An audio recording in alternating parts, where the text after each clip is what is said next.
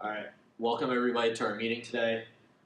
We would like to go over some new business advice from Miss Adams. Miss Adams, thank you very much for joining us. I know it took a while for you to get here, but we're glad to have you. Now we're going to go over how to best format your company.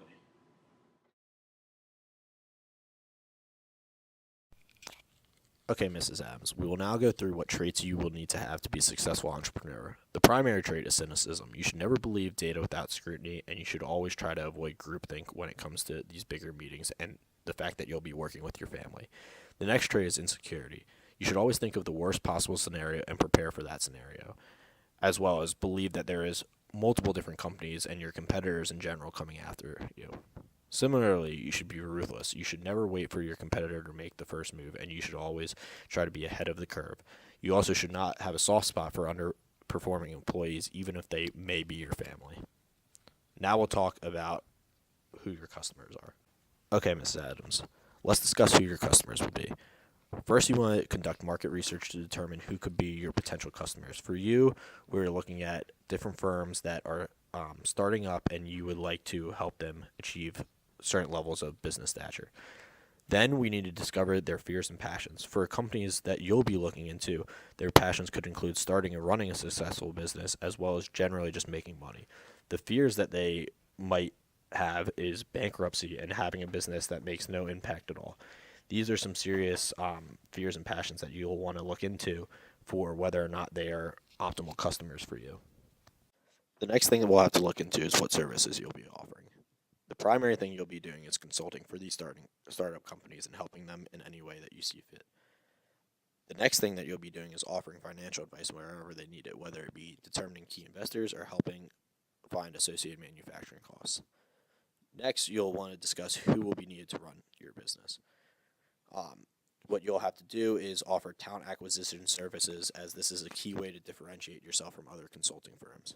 Next, you'll negotiate with some key partners for the companies, as well as generally do customer discovery, as this is one of the more difficult aspects of any startup company. Finally, you can help with patent filing. That's another way to differentiate yourself from these consulting firms. All right, now our lead competitor analysis guru, Max Baxter, is going to talk to you about competitive analyses. All right. Thank you for that introduction, David. Hello, Miss Adams. Lovely to see you. We're going to get into some potential competitors right now. All right, Miss Adams. So one of the most important steps you need to take in starting your new business venture is conducting a thorough competitive analysis. To characterize your competitors, you should determine whether or not the competitor is direct or indirect and actual or potential. This will allow you to determine the steps you need to take to control the competitor and how immediate the threat is. For your business in particular, larger corporate consulting firms such as Deloitte and KPMG are competitors that you should unquestionably have on your radar. Other freelance consultants or people just like you who feel like they are ready to start their own consulting business are also noteworthy competitors. The SBA and SCORE Center must also be considered, since they are known for providing mentorship and training to budding entrepreneurs.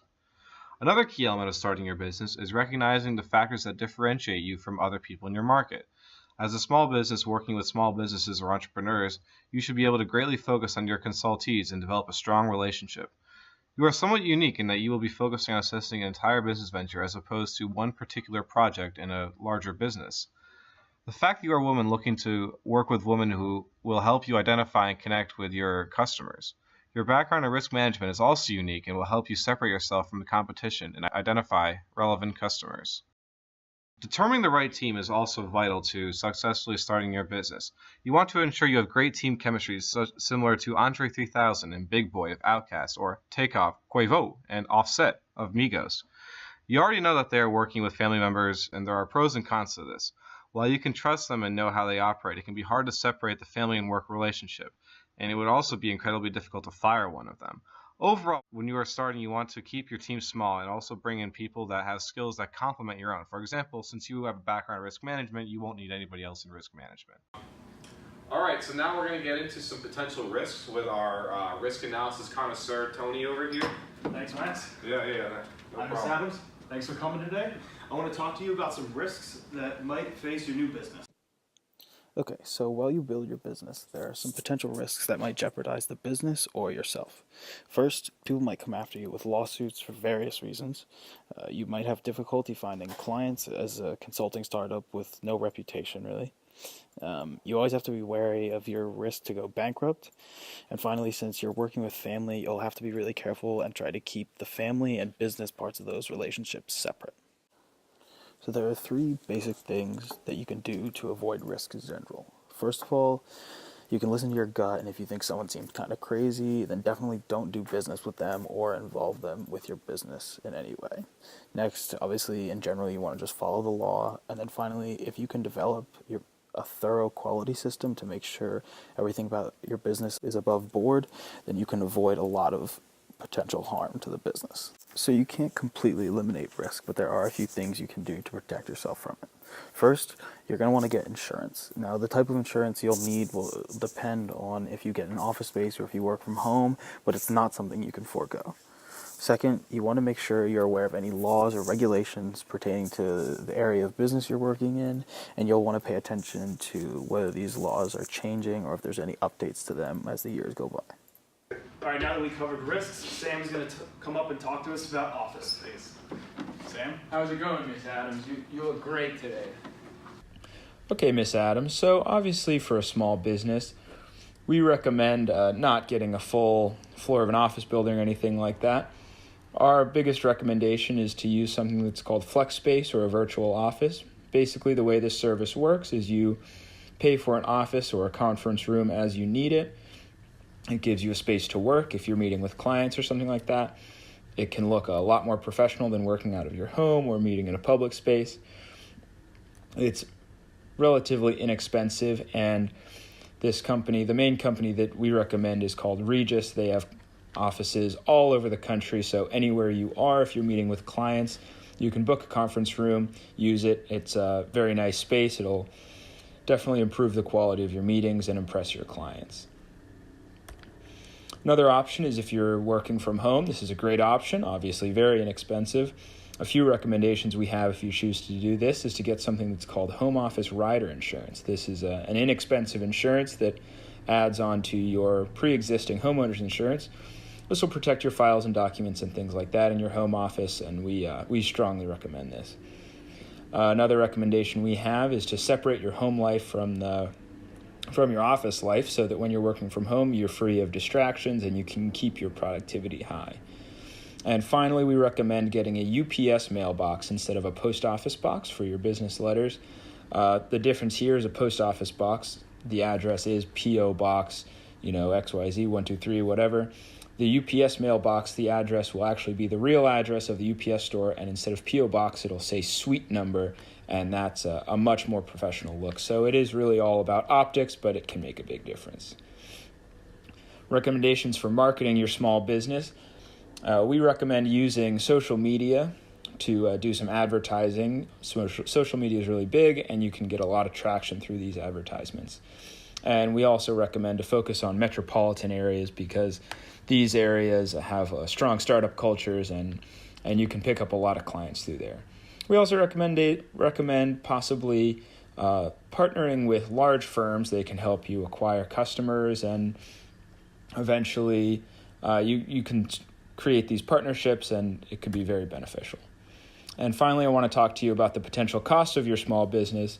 Obviously, you're doing a consulting business, and you know that a lot of travel is associated with that. Those travel costs can add up rather quickly. You obviously have to pay your employees, and as a small business, this may include equity. The relationships that I mentioned with larger firms may cause you to have to lower your sales just a little bit to maintain those partnerships, but we are confident that this will help you out later on if you do decide to do that.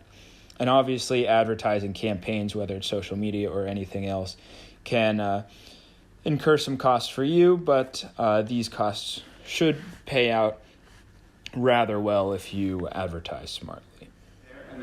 Okay. So now that we talked about those things, we have Jake coming up. He's our pricing analyst, and he's going to tell you about some different pricing strategies. Thank you, Sam. It's nice to see you, Mrs. Adams.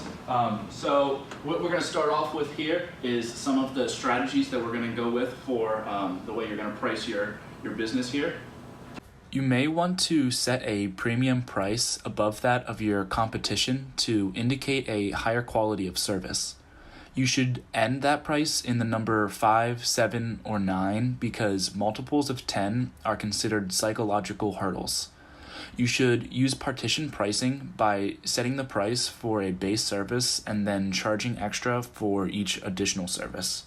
You should also use price lining, which is the practice of setting 3 price points: good quality, better quality, and best quality, which will allow you to appeal to several different markets.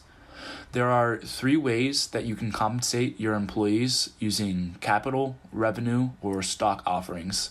At first, you may have to pay out of pocket to pay your employees, known as owner's capital.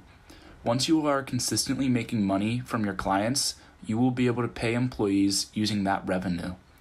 It may also be a good idea to offer stock to your employees, as this can add to the sense of collective mission among your team. Finally, it is important that you form an LLC. First, you should choose an available business name that complies with your state's LLC rules. Second, you will file formal paperwork, usually called Articles of Organization, and pay the filing fee, which typically ranges from about $100 to $800, depending on your state's rules. Next, you will create an LLC operating agreement, which sets out the rights and responsibilities of the LLC members. Finally, you will obtain the licenses and permits that may be required for your business. To summarize some of the main points, we think it is particularly important for you to focus on your customers and their needs, maintaining a high-quality team, keeping a good public image, and setting realistic goals for your company as you continue to grow.